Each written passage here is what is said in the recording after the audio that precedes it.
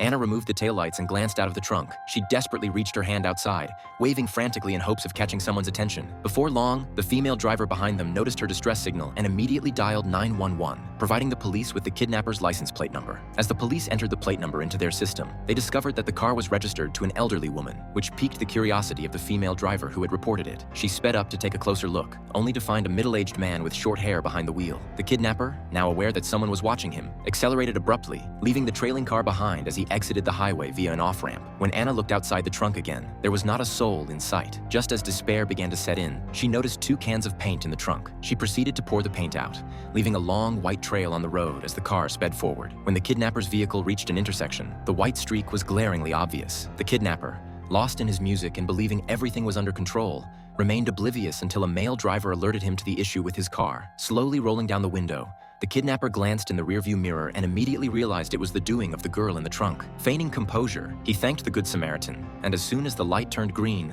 sped away from the scene. He drove to a secluded spot, intending to teach the girl a lesson. As Anna sensed the car coming to a stop, she grabbed a screwdriver. The moment the kidnapper opened the trunk, he snatched the tool away. He threatened Anna to keep quiet and reached for a bottle of sedatives from the passenger seat, planning to drug her once more. Just as he was about to make his move, a voice called out from behind. It was the male driver from earlier who had followed them out of concern. The kidnapper, realizing the situation, quickly pretended to be tidying up with the screwdriver and assured the man that he had everything under control, urging him not to worry. He knew that if the driver took just a few more steps, his scheme would be exposed. Seeing no apparent issues, the male driver returned to his car. Still uneasy, he took one last look and pulled out his phone, ready to call for help on the kidnapper's behalf. But at that very moment,